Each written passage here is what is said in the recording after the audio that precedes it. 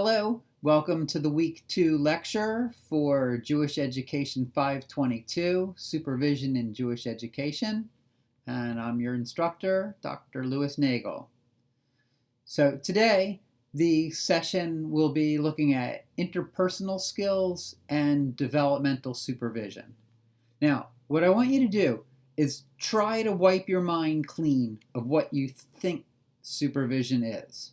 I know that's impossible, because we've all experienced supervision in one form or another since the day we were born. My father taught me how to throw and catch a baseball, swing a bat, and then sent me off to play with the other boys and girl. Later, he signed me up for Little League, and from the sidelines continued to supervise me. After a game, he'd ask, "What did you do after you caught the ball in that fly ball in the first inning?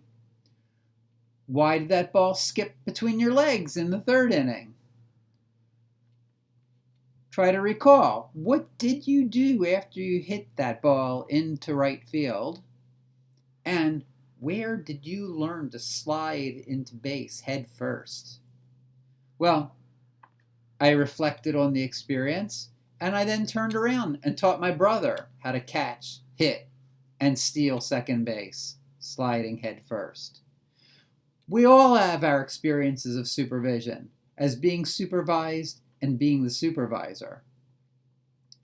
Think of a time your teaching was supervised. The education director sat you down and talked to you about what had been observed. How did that dialogue begin?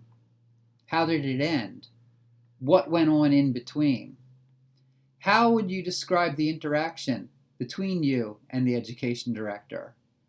Did you think your teaching skills, experience, and situational factors were taken into account? At one point of transition in my career, I started in a new school. I started in July, as is usually the case, and over the couple of months before school started, I met with teachers, parents, some students, lay leadership in the congregation, and of course my staff colleagues. I was so excited about the start of the school year. I thought everything was going to be fantastic. Everything was in place. I have a great faculty and wonderful children, and everything was going to be terrific. And then the first weeks of school get started, and I'd briefed the teachers that I was going to do management by walking around. That is, just going around, visiting classes, just see what's happening, the lay of the land. It's not supervision, it's not evaluation, nobody's going to get fired. I just want to get a sense of who people are in the classroom, and it's a good way of getting to know the children. What did I see? It was like totally hair-raising. I saw that I had a staff that was fantastically, extraordinarily low-skilled in even the basic fundamentals of teaching. Now this school, this congregation, a majority of the teachers were congregants, essentially volunteers, just a few years removed from being literally volunteers. So what did I do? I went to the religious school committee and said, we have a situation, and told them about the status and the skill level of the teachers. And so we came up with a plan. The school had an early session and a late session, and most teachers taught in both sessions. So what we did is for 3 weeks, we carved out a half an hour from the early session, having that end early. Then there was 15-minute break time that was waiting for us. And then carved a half an hour from the late session, so that would start a half an hour late. And we created an hour of workshop time. The family supported it, obviously the school committee supported it, and the teachers supported it. School committee pointed me to people in the congregation who could do teacher training, and it was wonderful. I had public school teachers, I had people who were retired teachers come and help do a workshop on lesson planning, a workshop on classroom management, and a special needs person from the public schools gave a workshop on child development. What this did is, first off, gave a boost to the faculty. It also set standards, expectations This became a point of reference and defined what was expected in teacher behavior. A responsibility that we have as educational supervisors is to set expectations. We set teacher behavior expectations. We also set curricular expectations. These two are vital, and they precede almost all supervision. So in our textbook, Glickman, he's promoting a paradigm shift toward the collegial model of supervision. It's a break from that uber traditional hierarchical relationship. The slightly more enlightened congenial model, which was low levels of direction and control and lots of teacher independence, in the direction of collegial supervision, which to some extent is self-defining. The relationship between education director, the supervisor, to teachers is collegial. The focus is on teacher growth as opposed to compliance. Teachers are encouraged and empowered to collaborate toward the goal of elevating the level of instruction. And teachers are a part of the process of reflecting on praxis, teaching practice, processes of education. Teachers become a self-sustaining community of learners, a COP, an environment where the teachers are in conversation, exchanging ideas, and sometimes, and this is a good thing, ganging up on the education director, staging a revolution and becoming agents of change, of making progress from the grassroots. It sounds a little scary, but like Margaret Mead famously said, never doubt that a small group of thoughtful, committed citizens can change the world. Indeed, it's the only thing that ever has. Here's a chart that appears on page 11 of the textbook. I think it would be great to think that this is the secret formula or the ultimate recipe for supervisory success. Keeping our eyes on the prize, our chief goal is ongoing improvement of the student experience. This is where we're heading. What we bring into it, our knowledge, our interpersonal skills, our technical skills. And then here's where the magic happens. What we, as human resources, bring to the process is 3 key supervisory tools: knowledge, interpersonal skills, and technical competencies, to a battery of tasks that include working with individual teachers, the faculty as a collective, the material of instruction, curriculum. Our aims are to bring together Jewish institutional, organizational, and communal goals, and a teacher's sense of mission and purpose toward our chief goal, the ongoing improvement of the student experience. It is a never-ending, perpetually evolving project because we are in an ever-changing and rapidly changing environment. An educational term I've grown fond of is the toolbox. Now I know from toolboxes, sometimes you need a tool that's going to pry things open. Sometimes you need to tighten things up or loosen things up.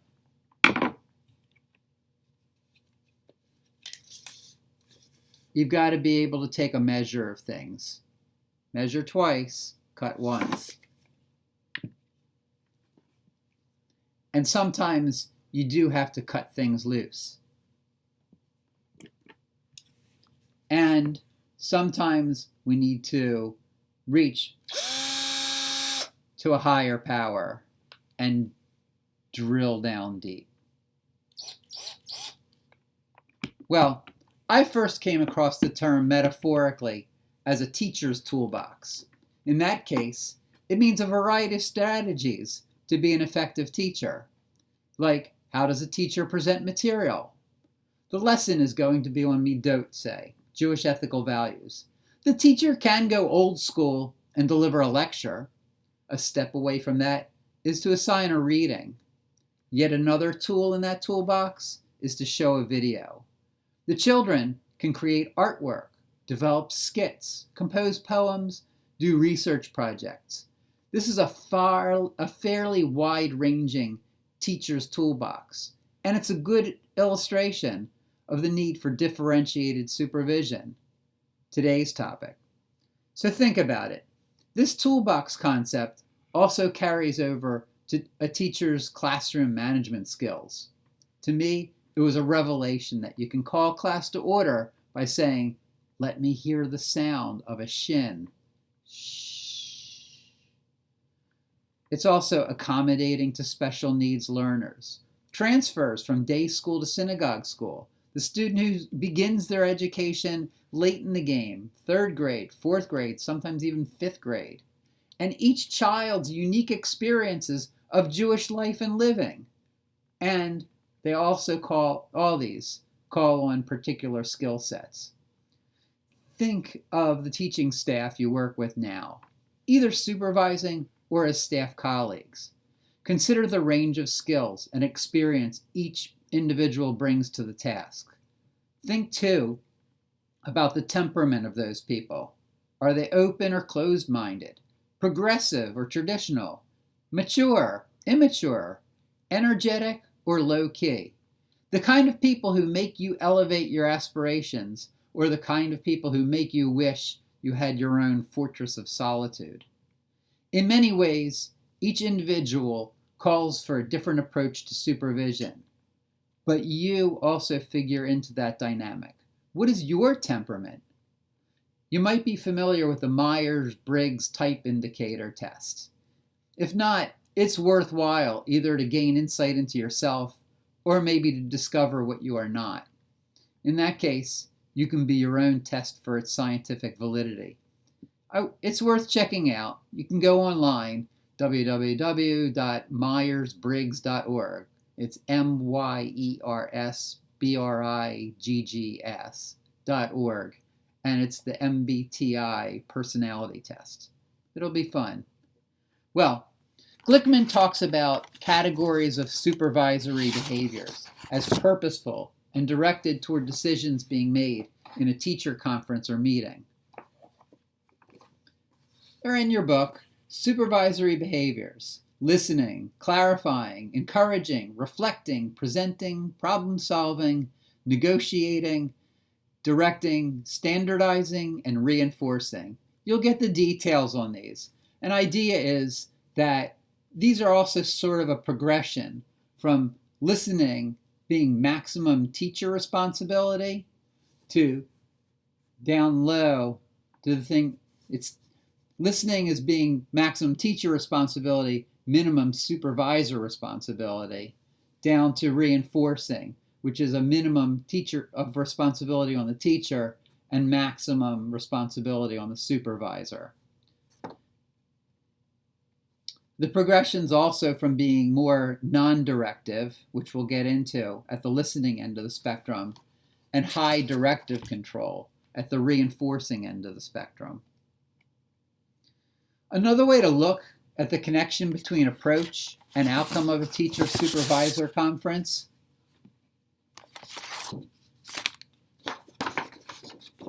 is this. It could be non-directive, and the non-directive, that's the least hands-on, is the outcome is a teacher self-plan. Next is collaborative, and that's a mutually agreed-on plan. And now here we're getting a lot more hands-on, a lot more close supervision, is directive informational. And there, the supervisor is coming up with the plan for moving forward. And then there's directive control.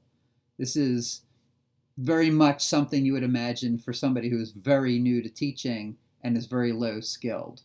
And there, you're going to talk about getting to a point of coming up with a supervisor assigned plan. So think about it. What do your teachers think your approach tends toward? Non-directive or directive? Where are you on that spectrum? With individual teachers. because the point is it's different approaches for different teachers, which is where we're heading today. And what do you think are your tendencies? And what would you want your tendencies to be? Now, the Johari window exercise, it was a process in holding up a mirror to ourselves, going back to our reference to ongoing improvement, Kaizen. The feedback we get causes a cognitive dissonance sometimes, and it can lead us to reflect on the supervisory model we want to conduct. My feeling is sometimes the goal is to be a different kind of supervisor to different types of teachers. This can and probably should be adjusting to where the person is in their career trajectory. I've had weak teachers practically begging for guidance, and low-skilled teachers seeing themselves as outstanding instructors. That gives me a headache just remembering. Similarly, I have had low-skilled veteran teachers obstinate about making any changes that would lead to improved teaching practice, and high-skilled veteran teachers embracing new challenges. Not everyone is motivated by cognitive dissonance. However, we need to be self-aware of who we are as supervisors and how we are being perceived. When we face that dilemma of being perceived as different than our self-perception, what do? Well, one is to just accept the assessment and accept that I guess that is me and make peace with ourselves. That's not any kind of change. Another approach is dismiss the assessment. It's completely wrong. Or, in the Jewish sense, we can do tshuva. We can reflect on our behavior and make changes to be better supervisors. So here's a Johari square of teacher supervision. And there is, of our boxes, we have the teacher who is satisfied or dissatisfied with the supervision. And there is the supervisor who can be satisfied or dissatisfied with the supervision. So you could have a situation where, here's our 4 squares, the supervisor is satisfied with how the supervision went, how that conference with the teacher went. And the teacher can be satisfied. Yay, it's win-win. Everybody goes home happy. But you could have the supervisor not being happy, dissatisfied with how the conversation went, and the teacher dissatisfied with how the conversation went. That's lose-lose. Nobody goes away happy, and not much progress is going to be made. And who loses? The children, ultimately. And then there's dissatisfaction from one side or the other. The principal, the supervisor, is dissatisfied with how that conference went. Teacher goes away thinking, oh, that was great. That was a great meeting and everything's fine. And supervisor, you're thinking, I didn't get my point across. From the other end, there's the teacher going away dissatisfied. You walk away from the meeting going, that was a good conference. I really feel like we made progress today. And the teacher walks away going, he didn't know what he was talking about. She just doesn't understand me. She didn't get the lesson. She wasn't paying attention. Whatever. That's also not going to help. It's not going to make progress. Well, part of knowing ourselves, too, is reflecting on our personal biases. I think of teaching staffs I've worked with over the years and held myself in check on this. Do I bring a bias to the way I supervise the college students, the men or the women, the Israelis, the veteran teachers, leading me to make mismatches in my choices of which supervisory behaviors to deploy? This is a matter on which I regularly reflect on personal practice. I strive to be aware of my biases, and I strive to be fair. So what we're going to dive into now is even further, because I've hinted at it, is developmental supervision. So think of this as a recipe. That's one of my favorite metaphors to work from. And the ingredients are the teacher, who has a certain level of professional skill and is working within certain situational factors. Then there's the supervisor and your skill set, the strategies, the processes that you are working from. And then there's the goal, always, which is improved instruction. Developmental supervision is in large part defined by that recipe and matching up supervisory behavior to teacher. Genius, I know. There are many things I love about Jewish education and being a synagogue school administrator. One is control of curriculum. I love curriculum development. That diploma over there, that is curriculum development, curriculum theory and development. I also like the direct contact with students and their parents. Another is developing and collaborating with teachers. This, for me, ranks very high on the list. We have a wide range of teacher skills to work with, and it is an enormous challenge. And what it calls for is an understanding of developmental supervision, an urgency to make a match between supervisory model and teacher. Time is a precious commodity. Where do you want to put your energy? On the teacher who needs close supervision or the teacher who is already excelling? In reality, both actually, but you have to make the decisions on where you're going to devote the most time. There's a sequence or a progression that fits teachers according to their developmental stage of teacher skills. By the way, don't confuse skill level with years of experience. That is sometimes the danger zone and calls for you summoning up your best interpersonal skills. You can have a novice teacher who is high skilled. I have one of those now. She has great intuition and creativity.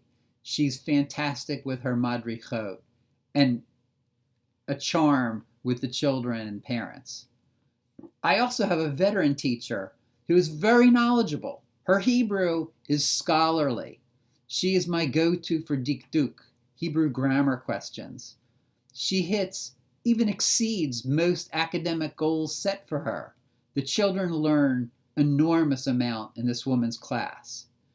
But she sits down at the front of the room at the beginning of the lesson and pretty much no one moves for 55 minutes. And from a child's perspective, a not too satisfying experience. But, granted, pride and satisfaction in the end. It brings us to that Machiavellian question, maybe even a question that goes all the way back to ancient Greece. Do the ends justify the means? So, think of these developmental models as flexible prototypes. These are processes for working directly with teachers, one-on-one. You want to take into consideration teacher developmental level. Are they high skill or low skill? Situational factors. Do they have a homogeneous class? Something which does not exist in nature. And consider the group dynamics. And then your supervisory model. A goal for you is to modify over time. Our goals are developing independent, self-sufficient, reflective, problem-solving, collegial, confident teachers. So the lowest level, the most restrictive supervision, is direct control behaviors. This is a maximum of supervisory direction and control. The progression is then toward directive informational. This is a step away from directive control, allowing for more teacher voice. Still supervisor-centered, a Socratic method, maneuvering the teacher toward a predetermined plan that you have in your head for moving forward. Then there's collaborative. Ownership of the problem is shared between the supervisor and the teacher. The teacher voice is more present. There's an honest exchange of ideas.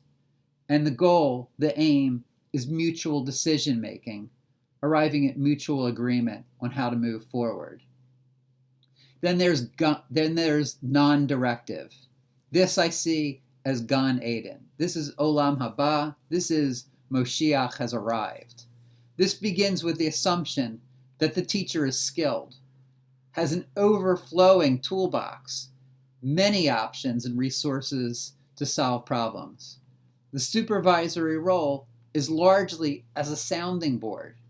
Questions are aimed at deeper reflection, not guiding toward a predetermined destination. It's a lot of teacher ownership. So, wrapping up this discussion of developmental supervision, there's a continuum. There's directive control, directive informational, collaborative, and non-directive. And you, another chart, you, the educator, supervisor, with your interpersonal skills, technical skills, and knowledge being brought to bear. There are teachers functioning at different skills and developmental levels, and in our school settings, these vary even more wildly. There's variability in skill set, commitment, characteristics of teachers keeping up with the field. There are new trends. There's social emotional learning. There's understanding by design, multiple intelligences, and for a time, a focus on Jewish literacy. The priority is ongoing improvement of teacher practice in a way that also implies that curriculum, the program of studies, is well articulated. Applying developmental supervision, choose the best approach for the particular teacher. Apply that best, most suitable approach. Non-directive can be most challenging. If you're unsure or trying to strike a balance, opt for collaborative. Think improvement goals, diversify methods, pace, engagement of diversity of students as goals, as objectives. The aim, specific, nameable improvement goals. We're looking at actions, we're looking at criteria. We want to foster, we want to nurture teacher development. We want to create a culture of collaboration in our schools and among teachers, a COP, a culture of collaboration, a community of practice. The highly skilled, highly regarded, respected teacher can pull up weaker colleagues. Of course, there's a theory of the antithesis of this, that weaker teachers can pull down the stronger ones. And I've seen that. A less than effective Hebrew teacher at the Aleph Bet level can take years to straighten out as a weak reading group works their way through the school. A rigid, joyless teacher becomes a point of reference for what defines the Hebrew school experience that influences the children's interactions with every subsequent teacher. My advice, take all of what I'm saying as ideas, as processes, sort of ingredients in a soup. There's no rigid step-by-step process progression. You'll find your way, you'll deploy these strategies. It's good to try to test out the 4 approaches to developmental supervision. Be aware that the progression in each one, be aware of the progression in each one and where the authority and responsibility resides each step of the way. Test it if and when you can. I think this will be one of the more important lessons of this course. And our goals are long-term, fostering teacher growth toward higher levels of development in expertise and commitment. Our aim, elevate teacher capabilities. Thank you very much. Shalom.